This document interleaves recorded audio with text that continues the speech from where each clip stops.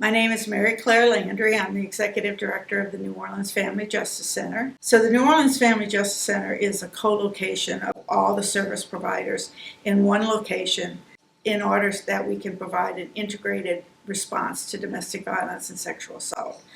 We have domestic violence advocates, we have civil legal attorneys, we have the New Orleans Police Department, we have a health clinic on site. We also do forensic exams for sexual assault victims as well as domestic violence injuries. And in addition to all of that, we also provide a whole range of housing services, civil legal services, just everything that we think a survivor may need as she's navigating or he's navigating through a crisis situation related to domestic violence or sexual assault. The whole goal is to make it as easy as possible for victims to be able to access a wide range of services.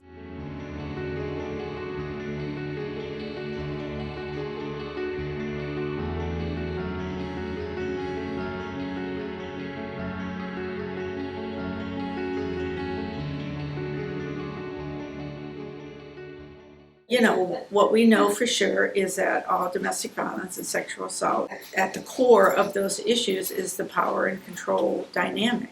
So we still have to continue doing this, and we need to continue to hold powerful and rich people accountable and not let them abuse the system and be above the law.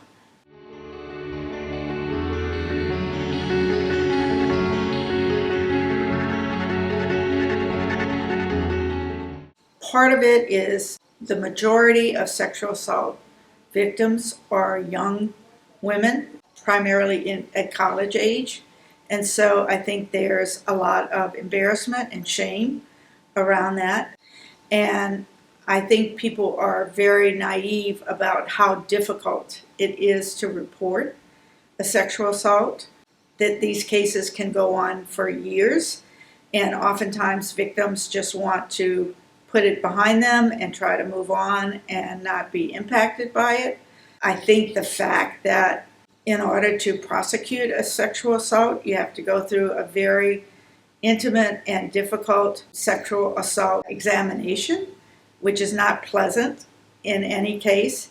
And it just amazes me that, police officers and other people say, oh, well, she's just lying. She's trying to get the other person in trouble.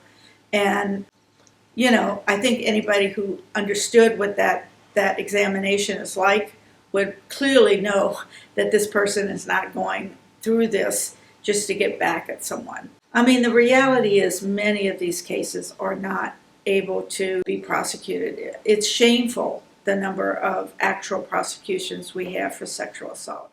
And then I think just the processing of the sexual assault kits. The fact that so many of them sit on a shelf and are not processed. It's just a very difficult crime to prove. And then if you are willing to go through that whole process, to be triggered for 2 or 3 years while they're trying to prosecute the case, that's very difficult to ask someone to go through. In cases where there's been a prosecution and there's been justice, oftentimes survivors think that's going to really make them feel better. But the reality is the justice is within themselves.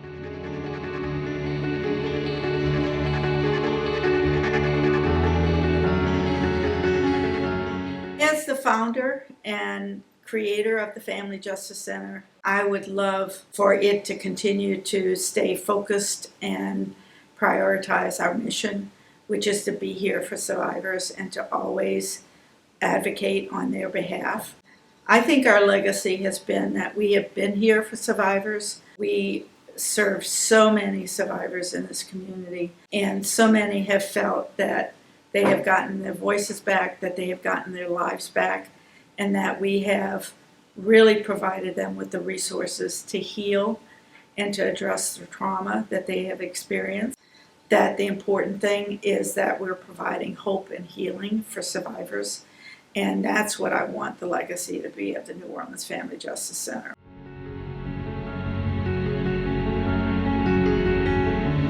You can move forward and you can heal. And You know, I think we have relied so much in the domestic violence and sexual assault world on the criminal justice system to resolve all these issues.